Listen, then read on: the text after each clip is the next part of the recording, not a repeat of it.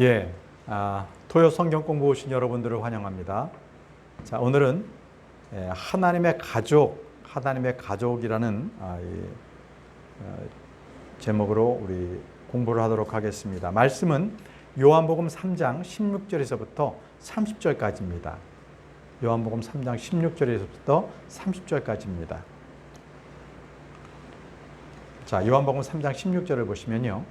하나님께서 세상을 이처럼 사랑하사 자신의 독생자를 주셨으니 이것은 누구든지 그를 믿는 자는 멸망하지 않고 영존하는 생명을 얻게 하려 하심이라. 이렇게 말씀하셨습니다. 자, 여기서 보면 하나님께서 세상을 이처럼 사랑하사라고 되어 있죠. 네, 하나님께서 세상을 사랑하셨습니다. 그런데 이 말씀을 근거로 해서 우리도 세상을 사랑해야 한다. 이렇게 해서 세상을 사랑하자. 이런 식으로 얘기하는 성도님들이 계시는데 이것은 결코 말씀하고 맞지가 않는 겁니다. 하나님께서는 세상을 그 교회에게 사랑하라 이렇게 명령하신 적이 없습니다. 그럼 주님께서는 세상에 대해서 어떤 명령을 저에게 주셨냐면요. 보시죠. 로마서 12장 2절 말씀에 너희는 이 세상에 동화되지 말고라고 했습니다. 우리 교회, 우리 크리스천은 이 세상에 동화되면 안 됩니다. 그러니까 이 세상 사랑하지 말라라는 말씀이세요. 또 요한일서 2장 15절 말씀 보시면요. 세상이나 세상에 있는 것들을 사랑하지 말라. 어떤 사람이 세상을 사랑하면 아버지의 사랑이 그 속에 있지 아니하니. 세상을 사랑하면 아버지의 사랑이 그 속에 없다라는 거예요. 그러니까 세상을 사랑하면 안 된다는 거죠. 야고보서 4장 4절에는 아예 더 구체적으로 말씀을 하십니다.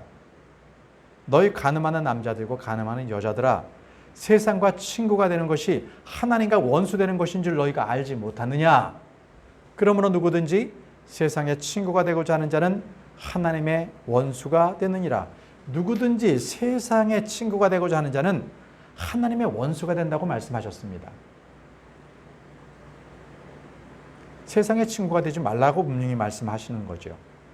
그렇다면 왜 하나님께서는 세상을 이처럼 사랑하셨다고 말씀하시는 겁니까? 말이 서로 모순이 되는 겁니까? 그렇지 않습니다. 자, 요한복음 3장 16절에 그 문장만 보겠습니다. 하나님께서 세상을 이처럼 사랑하사, 이 부분은요. 사랑하사 이 부분이 러브드입니다. 사랑하셨다는 겁니다. 과거형입니다. 그러니까 2000년 전에 갈보리 십자가에서 주님께서 세상을 사랑하셨습니다. 그래서 단 한 차례 역사적인 사건으로 세상을 사랑하신 것입니다. 그때 예수 그리스도를, 세상에 있는 모든 자들은 예수 그리스도를 믿는 자는 구원을 받습니다. 잘 생각하십시오. 여기는 하나님께서 지금도 세상을 사랑하시는 것이 아닙니다. 과거형입니다. 러브드는 과거형이죠. 과거에 사랑하셨다는 것입니다. 자, 이제 요한복음 3장 17절로 넘어가겠습니다. 하나님께서 자신의 아들을 세상에 보내신 것은 세상을 정죄하려 하심이 아니요 그들을 통해 세상을 구원하려 하심이라 라고 하셨습니다. 이것이 바로 예수님께서 육신을 입고 이 땅에 오신 목적입니다. 초림의 목적이 바로 구원에 있습니다. 재림의 목적은 정죄와 심판에 있습니다. 예수님을 통해서 구원을 받는 것, 이것이 바로 하나님의 뜻이고 하나님의 방법입니다. 자, 계속 요한복음 3장 18절 19절을 보겠습니다. 그를 믿는 자는 정죄를 받지 아니하거니와 믿지 않는 자는 하나님의 독생자 이름을 믿지 아니하였으므로 이미 정죄를 받았느니라. 정죄는 이것이니 곧 빛이 세상에 왔으되 사람들이 자기 행위가 악함으로 빛보다 어둠을 더 사랑한 것이니라. 자, 믿지 아니하였다고 했습니다. 믿지 아니하였다. 결국 사람이 뭔가를 행해야 하는 것입니다. 우리가 구원을 받으려면 예수 그리스도를 믿어야 합니다. 빌리브 해야 합니다. 그랬을 때 예수님께서 우리에게 페이스, 믿음을 주십니다. 사람들은 믿지 않아서 지옥 갑니다. 뭔가 행하지 않았기 때문에, 뭔가 본인들이 결단하지 않았기 때문에 그렇게 되는 거죠. 노아 시대 때 왜 많은 사람들이, 모든 사람들이 다 8명을 제외한 모든 사람이 죽었습니까? 물론 죄 때문에 죽었습니다. 그러나 더 궁극적으로 그들이 죽은 것은, 그들은 노아의 방주에 들어와라 했는데 그들은 노아의 방주에 들어오지 않았습니다. 결국은 방주에 들어가지 않아서 그들은 죽었던 것입니다. 밑에 절 말씀을 보시죠. 자기 행위가 악함으로 빛보다 어둠을 더 사랑한 것이니라 라고 되어 있죠. 자기 행위가 악하니까 어둠에 있길 좋아하는 거예요. 어둠을 사랑하는 겁니다. 빛보다. 이게 바로 죄의 그런 작동하는 거예요. 죄가 작동하면 어둠을 더 사랑합니다. 빛 가운데 있기를 꺼려합니다. 계속 보시죠. 요한복음 3장 20절 21절 말씀. 이는 악을 행하는 자마다 자기 행위를 책망받을까 염려하여 빛을 미워, 아닙니다, 증오하고 옵니다. 여기는 dislike가 아니라 hate입니다. 증오로 번역돼야 합니다. 또 빛으로 나오지 아니하였기 때문이라. 그러나 진리를 행하는 자는 빛으로 오나니 이것은 자기 행위와 또 그 행위가 하나님 안에서 이루어졌음을 나타내려 함이라 하시니라 라고 했습니다. 자기 행위를 책망받을까 염려하여 빛으로 나오지 아니한다는 것입니다. 예, 죄의 역할입니다. 죄를 지으면요, 바깥으로 나타나는 것이 아니라 계속 숨기를 원해요. 아담과 이브가 죄를 지었을 때 그들은 동산의 그늘진 곳에 나무 밑에 숨었습니다. 두려웠던 것입니다. 죄인의 모습이죠. 그러나 진리를 행하는 자는 빛으로 나온다고 했습니다. 진리를 행하는 자는 빛으로 나오나니라고 했습니다. 이것은 진리를 행하는 자는 빛 가운데로 드러나는 거죠. 이것은 이 하나의 행위가 더 그 행위에 덧붙여진다는 거예요. 더해지게 된다는 것이요. 그러니까 빛이 빛으로 되는 거고요. 어둠은 더 어둠 속으로 들어간다는 거예요. 진리 안에 있는 자는 더 빛 가운데로 나오게 되는 거고, 죄 가운데 있는 자는 더 어둠 가운데 계속적으로 어둠 속으로 들어간다는 것입니다. 요한복음 5장 40절에 그러나 너희는 생명을 얻기 위해 내게 오기를 원치 아니하는도다.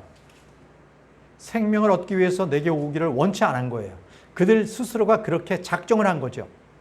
노아의 방주에 들어가지 않은 것처럼, 믿지 않기를 작정한 것처럼, 죄인들이 구원받기를 거부한 것처럼 그들은 원치 않은 것입니다. 요한복음 8장 45절에도 그런즉 내가 너희에게 진리를 말하므로 너희가 나를 믿지 아니하는도다. 진리를 말하기 때문에 도리어 믿지 않는다는 거죠. 그것이 바로 사람들의 행태입니다. 그들은 진리를 말하면 자기 생각에 있는, 자기가 아는 지식 한도 내에서 그것을 판단합니다. 그렇기 때문에 인본주의 사상이나 그리고 과학에 물들어 있으면 그들은 진리를 말하여도 그들은 자기 생각 속에서 그것을 진리의 말씀을 허투루 듣습니다. 자, 로마서 1장 21절 말씀입니다. 그들이 하나님을 알되 그분을 하나님으로 영화롭게 하지 아니하고 감사하지도 아니하며 오히려 자기들의 상상 속에서 허망해지고 또 그들의 어리석은 마음이 어두워졌나니라고 했습니다. 자, 하나님으로 영화롭게 하지도 아니하고 감사하지도 아니하며, 자, 이것이 바로 영적인 근본적인 원리가 됩니다. 하나님께 영광을 돌리지도 않고요, 감사하지도 않는 것, 바로 이것이 죄악 가운데 있는 그런 사람들의 영적인 상태인 겁니다. 자, 이 말씀은요, 기본적으로 이방인들이 왜 우상을 섬기게 되었는가를 말하고 있는 것입니다. 하나님을 영화롭게 하지도 않고 감사하지도 않기 때문에 그들은 우상에 빠져드는 거예요. 결국은 그들이 허망해지고 마음이 더 어두워지고 이런 결과를 가져오는 거죠. 데살로니가 후서 2장 10절과 12절 말씀을 보겠습니다. 불의의 모든 속임수와 함께 멸망하는 자들에게로 오는 것이니 이는 그들이 진리의 사랑을 받아들이지 아니하여 구원을 받지 못하였기 때문이라.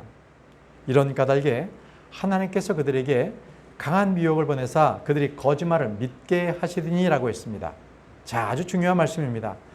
사람들이 진리를 받아들이지 아니합니다. 그렇기 때문에 구원을 못 받지요. 그런데 하나님께서는요, 그들에게 강한 미혹을 보내서 그들이 믿지 않게 만들어 버립니다. 그들의 마음의 결과가 그랬기 때문에 그래요.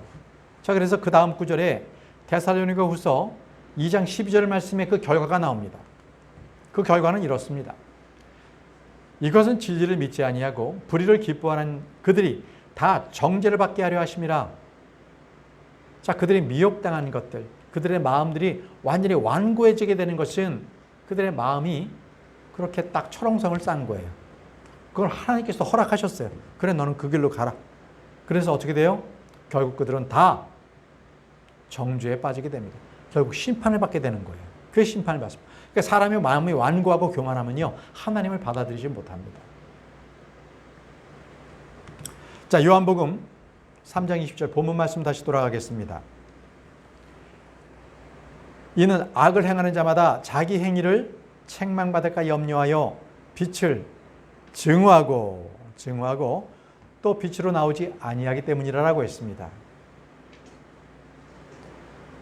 결국은 악을 행하는 자는 자기 행위가 하나님으로부터 책망받을까 봐 두려워서 그들은 빛을 증오합니다.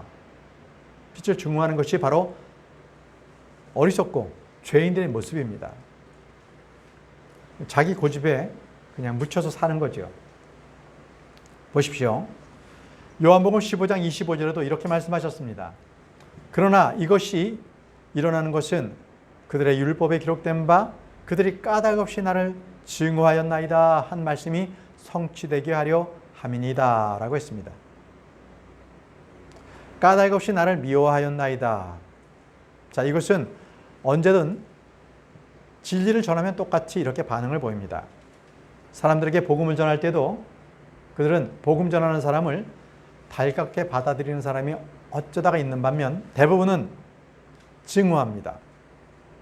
미워합니다. 왜 그럴까요? 그들은 진리를 싫어하기 때문에.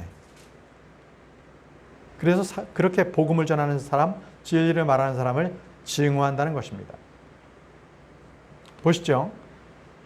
예수님께서 하나님 아버지께 기도를 했습니다.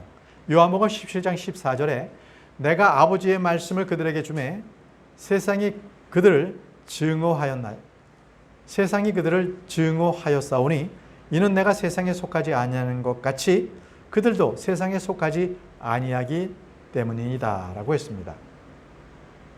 우리는 예수 그리스도를 믿는 자들입니다. 세상을 따르지 않고 하나님을 따릅니다. 그렇기에 세상은 크리스찬들을 증오합니다. 왜요? 세상에 속하지 아니하였기 때문에 그렇습니다. 그래서 과거에는 세상과 타협하며 세상 속에서 지낼 때는 사람들에게 결코 해코지를 당하지 않았습니다.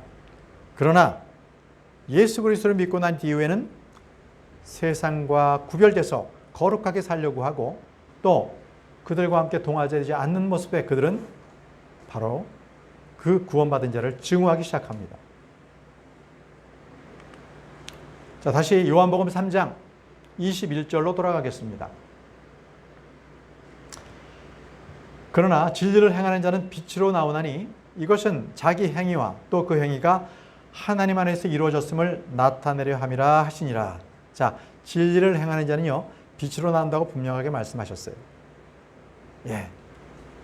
죄를 짓는 자, 어둠 가운데 있는 자, 진리를 증오하는 자는 그들은 어둠 가운데 있기를 원하는 거죠. 그래서 진리를 행하는 자는 빛으로 온다고 했는데 그것은 바로 로마서 2장 6절에서 7절 말씀을 통해서 우리가 이것을 알 수 있습니다. 그분께서 각 사람에게 그 행위대로 갚으시고 참고 꾸준히 잘 행함으로 존귀와 영광과 존귀와 죽지 아니함을 구하는 자들에게는 영원한 생명으로 갚으신다고 말씀하셨습니다. 자, 로마서 2장에 있는 말씀은 굉장히 유명한 말씀인데요. 바로 양심 시대의 사람들에게 말씀을 해주고 계십니다. 이 말씀은 이 교회 시대 이전에 이방인들에게, 그러니까 그들에게 율법도 전해지지 않았고 그들은 양심 속에서 산 사람들이에요. 자, 그들에게 지금 이렇게 말씀하고 있는 겁니다. 그들이 참고 꾸준히 잘 행함으로, 그러니까 그들의 마음속에 그 양심에 따라서 잘 행함으로써 그들이 영광과 존귀와 죽지 않음을 구하는 자들에게는 영원한 생명으로 갚으신다고 말씀하셨어요. 우리가 로마서 2장을 잠깐 한번 보겠습니다. 성경 말씀을 좀 펴보시죠. 로마서 2장 12절을 보시죠.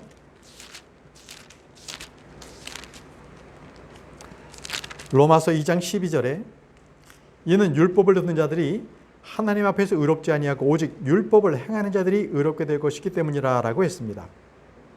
12절에 다시 읽겠습니다. 12절. 율법 밖에서 죄를 지은 자들은 또한 다 율법 밖에서 멸망하고 라고 했죠.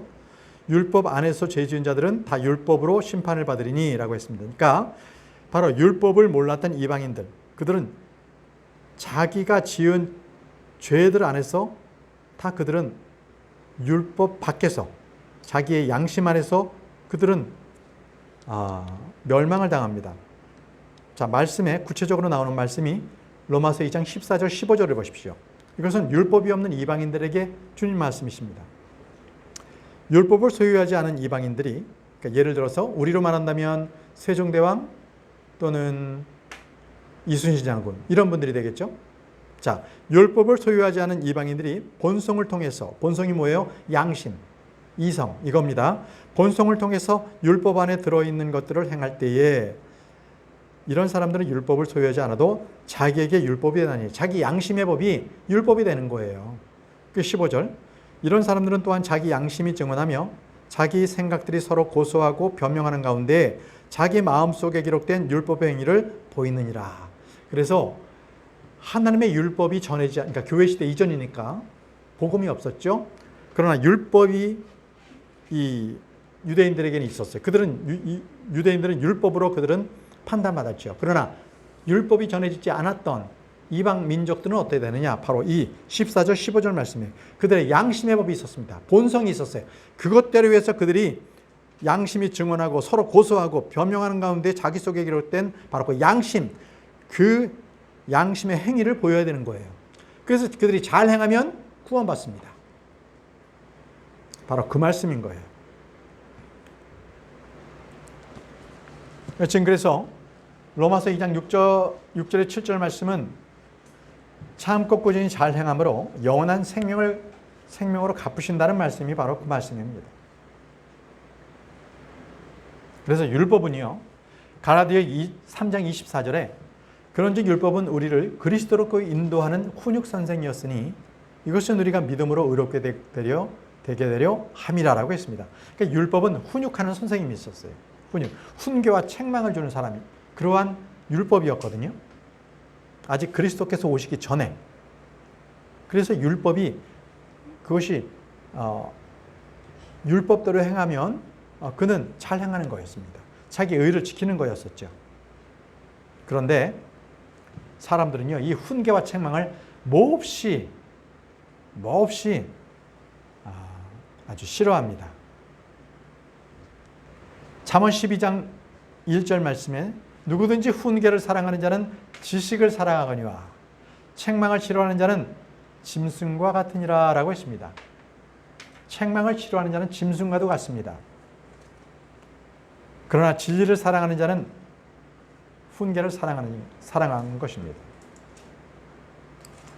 잠언 13장 18절 말씀에도 훈계를 거절하는 자에게는 가난과 수치가 있으려니와 책망을 중히 여기는 자는 존경을 받으리라 라고 하셨습니다. 자, 지혜는요, 주를 두려워하는 것입니다. 그래서 그렇지 않는 자에게는요, 가난과 수치만 있을 뿐입니다. 그래서 책망을 중히 여기는 자가 되게 하십시오. 책망을 중히 여겨야 그는 존중을 받습니다.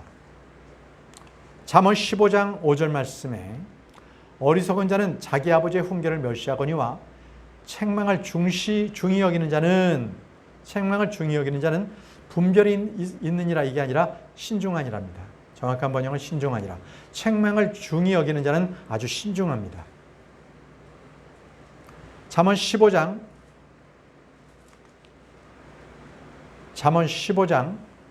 31절 말씀.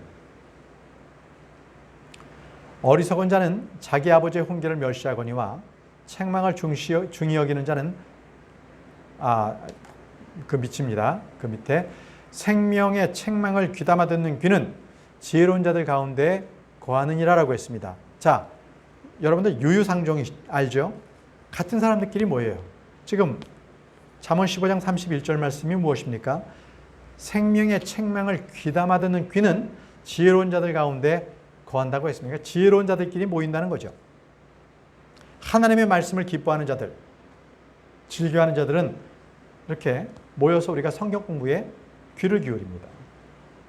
함께 모이게 되는 거죠. 유유상종. 요한복음 1장 12절에서 13절 말씀에 그분을 받아들인 자들, 곧 그분의 이름을 믿는 자들에게는 다 하나님의 아들이 되는 권능을 그분께서 주셨으니 이들은 혈통으로나 육신의 뜻으로나 사람의 뜻으로 나지 아니하고 오직 하나님에게서 난 자들이니라라고 했습니다. 책망을 중히 여기는 자들, 그들은요 하나님의 말씀에 대해서 그것을 믿게 됩니다. 그것을 받아들입니다. 그래서 하나님의 아들들이 되는 그 권능을 받게 되는 거죠. 자, 다시 본문으로 돌아가겠습니다. 지금 본문 말씀은 요한복음 2장, 3장 22절에서부터 30절까지 좀 길게 제가 읽도록 하겠습니다. 자, 이 일 뒤에 예수님과 그분의 제자들은 유대 땅으로 들어가고 그분은 거기서 그들과 함께 지내며 침례를 주시더라. 자, 예수님께서 사람들에게 침례를 주고 계십니다. 또 요한도요. 요한도 살림에 가까운 에논에서 침례를 주니 이는 거기에 많은 물이 있었기 때문이더라. 자, 많은 물이 있었다는 것을 봤을 때는 침례는 물속에 잠긴다는 것을 알 수 있는 거죠. 그렇죠? 세례가 아닙니다. 또 그들이 와서 침례를 받으니 이는 요한이 아직 감옥에 갇히지 아니하였기 때문이더라. 계속 읽겠습니다. 그때 요한의 제자들 중에 몇 사람과 유대인들 사이에 정결하게 하는 일에 관하여 대하여 논쟁이 벌어지매 그들이 요한에게 나와 그에게 이르되 랍비여, 선생님과 함께 요르단 건너편에 계시던 분, 곧 선생님이 증언하신 분, 바로 그분께서 침례를 주매 보소서 모든 사람들이 그분께로 가나이다 하니 요한이 응답하여 이르되 하늘에서 주지 아니하시면 사람이 아무것도 받을 수 없느니라 라고 했습니다. 자, 여기는 지금 요한과 그리고 일부 유대인들이 서로 정결하는 일에 대해서 논쟁을 벌이고 난 뒤에 그리고 이제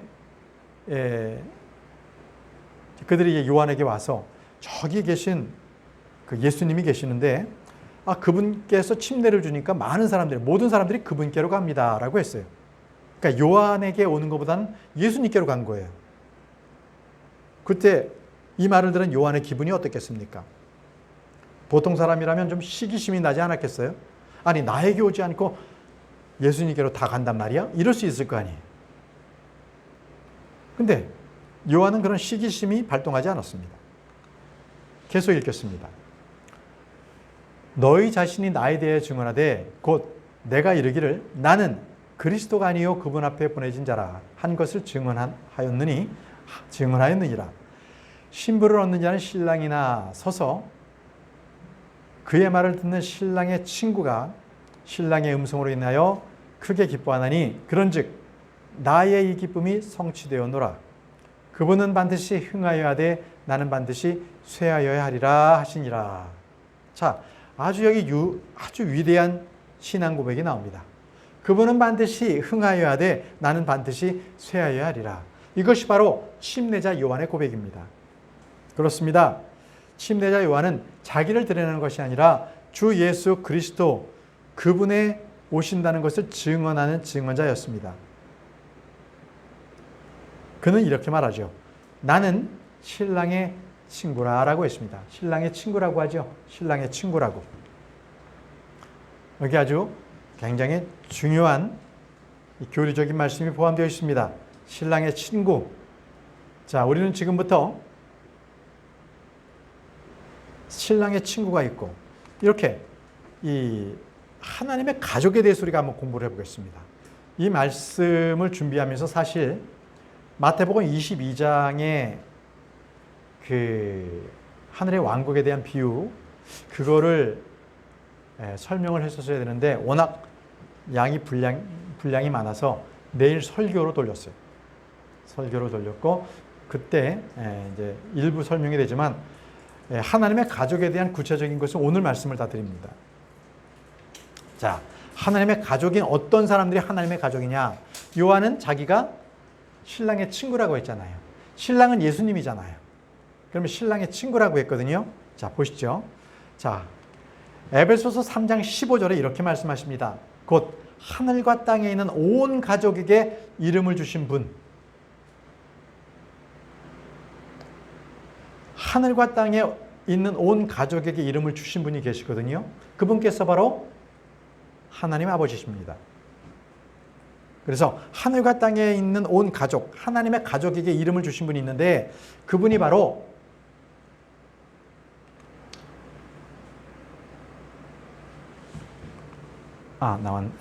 제가 안 보여서 이 하나님 아버지십니다. 이름을 주신 분이 하나님 아버지시고요. 그래서 하나님의 가족에 9부류가 있거든요. 첫 번째가 하나님 아버지 하나님이시고 두 번째가 침례자 요한처럼 구약시대의 성도들입니다. 침례자 요한까지가 구약시대의 예언자였습니다.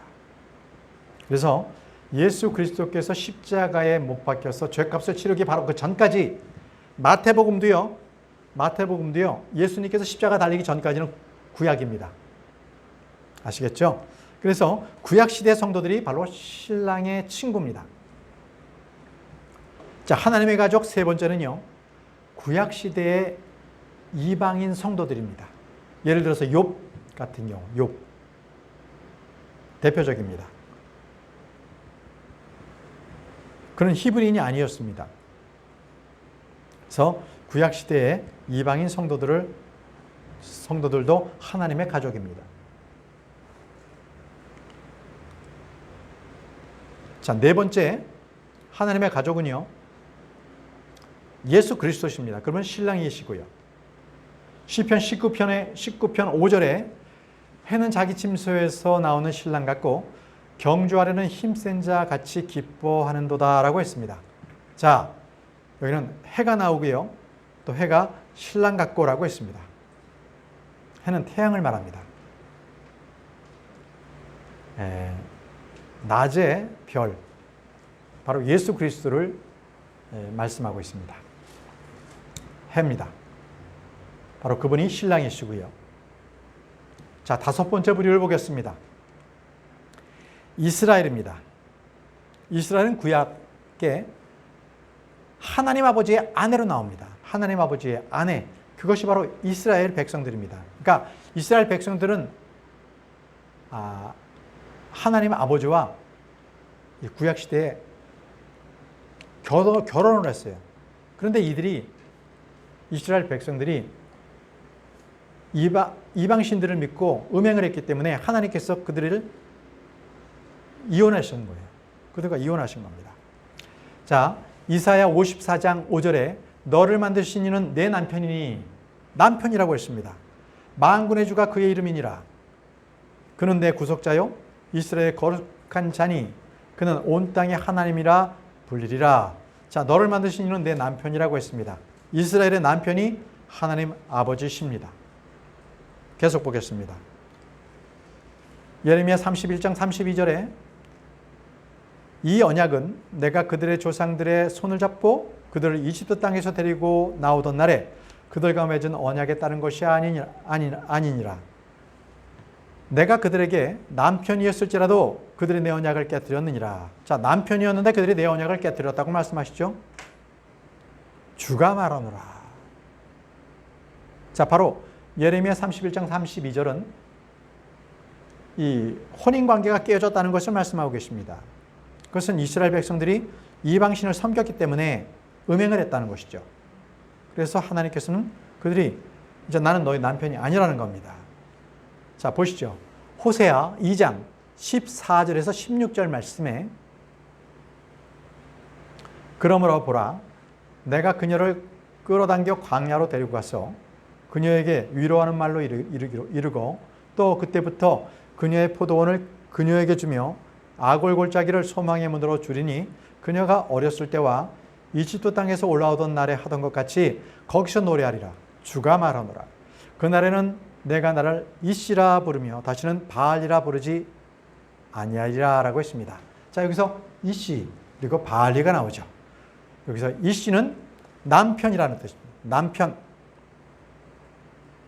히브리어로 이시는 남편이라는 겁니다. 남편. 여기는 음력을 그대로 써놓은 겁니다. 그리고 바알이라고 했죠. 바알리는 주인이라는 겁니다. 주인. 다시 말하면은 이젠 다시는 너와 내가 주인과 종의 관계가 아니라 다시 남편이 되겠다는 거예요. 남편. 이것은 바로 호세아 선지자가 이스라엘과 하나님의 회복을 말하는 거예요. 회복. 자, 이사야 62장 4절에도 말이죠. 사람들이 다시는 너를 버림받은 자라 부르지 아니하며 다시는 내 땅을 황폐한 땅이라 하지 아니하고 오직 너를 헵시바라 하며 내 땅을 뷰라라 하리니 이는 주께서 너를 기뻐하시며 내 땅이 결혼할 것이기 때문이라 라고 했습니다. 네, 이 말씀대로 하나님께서는 이스라엘 땅과 결혼하셨습니다. 그래서 그 이스라엘 땅에 이스라엘 백성들을 보내신 겁니다. 그런데 여기서 헵시바가 나오고 뷰라가 나옵니다. 자, 헵시바는요, 히락이라는 겁니다. 히락이 헵시바입니다. 그리고 뷰라, 이것은 결혼했다는 겁니다. 결혼한 이것이 뷰라입니다. 뷰라. 헵시바는 히락, 뷰라는 결혼한. 하나님께서는 이스라엘 백성이 들어가야 될 그 땅과 결혼하신 겁니다. 자, 이제 6번째 하나님의 가족 부류, 신부입니다. 교회를 말합니다. 교회. 에베소서 5장 31절에서 32절 말씀에 이런 까닭에 남자가 자기 아버지와 어머니를 떠나 자기 아내와 결합하여 그 둘이 한 육체가 될지니라. 이것은 큰 신비니라. 그러나 내가 그리스도와 교회에 대하여 말하노라. 자, 이것은 남자가 아버지와 어머니를 떠나서 자기 아내와 한 육체가 되는 것, 이것이 바로 그리스도 예수님과 교회의 관계를 말하고 있는 겁니다. 그래서 예수님께서 신랑, 교회는 신부가 되는 겁니다. 자, 6번째까지 했고요. 자, 7번째 넘어가겠습니다. 7번째, 손님들이 나옵니다. 손님들. 이것은 대환란 때 구원받은 이방인들을 말합니다. 손님들. 대환란 때 구원받은 이방인들입니다. 계시록 7장 9절 말씀입니다. 이 일들 뒤에 내가 보니 보라 아무도 능히 셀 수 없는 큰 무리 곧 모든 민족과 족속과 백성과 언어에서 나온 큰 무리가 흰 예복을 입고 손에 종려나무 가지를 들고 왕자 앞과 어린 양 앞에 서서라고 했습니다. 여기서 모든 민족과 족속과 백성과 언어에서 나온 큰 무리, 이 무리가 흰 예복을 입고 있습니다. 구원받았다는 것입니다. 흰 예복. 네, 바로 대환란 때 구원받은 이방인들을 말하고 있습니다. 이들은 손님들입니다. 예수님과 이 교회가 결혼하고 그 혼인잔치에 이들은 손님들로 입장합니다. 내일 설교 말씀이 바로 이 말씀입니다. 이 손님들에 대해서, 결혼식에 참여하는 손님들에 대해서 설교할 것인데요. 자, 7번째 했죠. 다음 8번째입니다. 8번째는요. 똑같이 대환란 때 구원받은 유대인들을 말합니다. 이들도 또한 하나님의 가족들에 속합니다. 대환란 때 구원받은 유대인들, 바로 처녀들로 나옵니다. 처녀들. 여러분들 마태복음 25장에 열처녀 비유를 잘 아실 것입니다.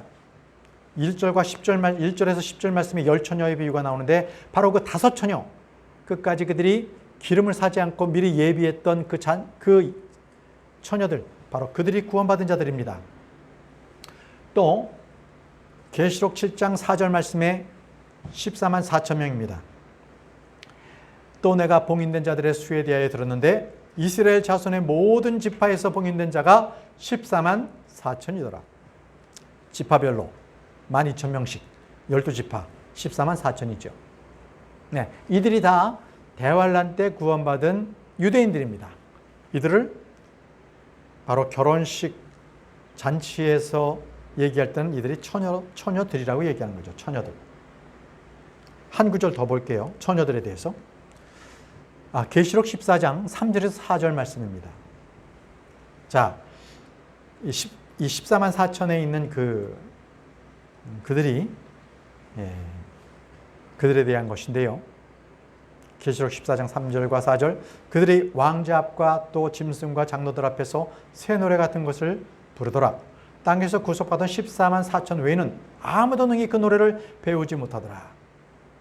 이들은 여자들과 더불어 자신을 더럽히지 않은 자들이니 그들은 처녀들, 이게 처녀들이 아니라 동정들입니다. virgins, 동정들입니다. 동정들. 왜냐하면 이들은 여자들과 더불어 자신을 더럽히지 않은 자들이 이들은 처녀들이다. 말이 안 되잖아요. 동정들. 그러니까 여자들과 함께 자신을 더럽히지 않은 그러한 남성들을 얘기하는 거예요. 동정들. 14만 4천이. 이들은 어린 양께서 가시는 대로 그분을 따라가는 자들이며 사람들 가운데서 구속을 받아 하나님과 어린 양께 첫 열매가 된 자들이더라라고 했습니다. 동정들입니다. 바로 이들이 대환란 때 구원받은 유대인들을 말합니다. 14만 4천. 자, 마지막 부류입니다. 마지막 부류. 9번째. 이제는 천년왕국으로 들어가서 몸을 입고 들어가는 유대인들도 있고 이방인도 있지 않습니까? 자, 거기서 태어난 자들이 있는 거예요. 바로 천년왕국 때 그들이 이제는 율법보다 더 강화된 천년왕국 법으로서 그들은 다스려집니다. 그들은요 장막절도 지키고 이 레위기와 같은 그러한 더 엄격한, 그보다 더 엄격한 절기도 지키고 법을 지켜야 합니다. 그래서 오른밤을 맞으면 왼밤도 되라 하는 마태복음에 있는 산산수훈의 마태복음 5장, 6장, 7장에 있는 그 말씀이 다 천년왕국 때의 법입니다. 자, 사도행전 15장 17절 말씀에 이것은 사람들 중에서 남은 자들과 내 이름으로 불리는 모든 이방인들이 주를 찾게 하려 함이라.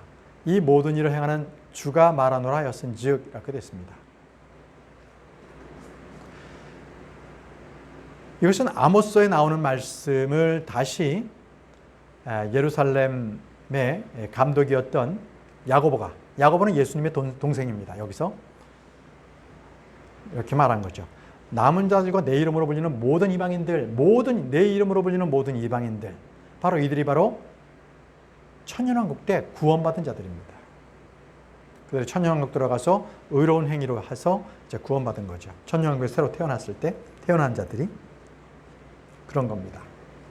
자, 이들은요, 이 천년왕국에서 권위가 하나가 있습니다. 어떤 권위를 부여받았냐면요, 이 권리를 소유했냐면요, 계시록 22장 14절에 보게 되면 그들은 이제 생명나무에 들어갈 수 있도록 예루살렘 성으로 들어갈 수가 있습니다. 계시록 22장 14절에 그분의 명령들을 행하는 자들은 복이 있나니 이것은 그들이 생명나무에 이르는 권리를 소유하게 하며 그 문들을 지나 그 도시로 들어가게 하려 함이로다 라고 했습니다. 이게 무슨 얘기입니까? 자, 이들은요, 이 병이 들었거나 또 이 생명나무에서 나는 것들을 먹어야 그들의 생명이 영원토록 보존이 됩니다. 그렇기 때문에 그곳에 들어가는 예루살렘 성에 들어가는 그 문에 들어갈 수 있는 그 권리를 소유하게 되는 거예요. 자, 이들은 누구예요? 천년왕국에서 새로 태어난 인간의 몸을 입고 들어간 사람들과 거기서 새로 태어난 자들. 그들이 바로 생명나무에 이르는 권리를 부여받은 겁니다. 우리는요. 우리는 생명나무에 나는 어떤 잎사귀로 치유할 필요도 없고 그 열매를 먹을 필요도 없습니다. 우리의 몸은 이미 예수 그리스도의 몸과 같이 변한 자들입니다. 그래서 우리는요, 새 예루살렘에 들어가서 아예 거기 새 예루살렘 우리의 저택이 있어요. 거기서 우리는 살게 되고요. 이 이방 민족들은 밖에서 그들은 살다가 이렇게 생명나무에 올 수 있는 권리를 그들은 부여받게 되는 거죠. 얼마나 우리 행복합니까? 우리는 이제 새하늘과 새 땅에서 새 예루살렘이 내려오게 되면 바로 그곳에 우리의 저택이 마련되어 있습니다. 주님과 함께 거기서 삽니다. 영원 무궁토로 우리는 사는 거죠. 그래서 이 땅 가운데서 우리가 어떻게 믿고 난 뒤에 올바른 행위, 의로운 행위를 했느냐에 따라서 우리의 영광이 달라지는 겁니다. 그 영광의 빛이 또 달라지는 거죠. 그래서 우리가 믿고 난 이후에 하나님의 말씀대로 우리가 그 말씀대로 행하는 자들이, 순종하는 자들이 되길 바랍니다. 자, 이렇게 해서 총 9가지의 구원받은 가족들을 우리가 공부했습니다. 여러분 잘 정리해 두시고요. 여러분께서 필요할 때마다 이것을 다시 한번 복습하시기 바랍니다. 자, 그러면 기도하고 마치도록 하겠습니다.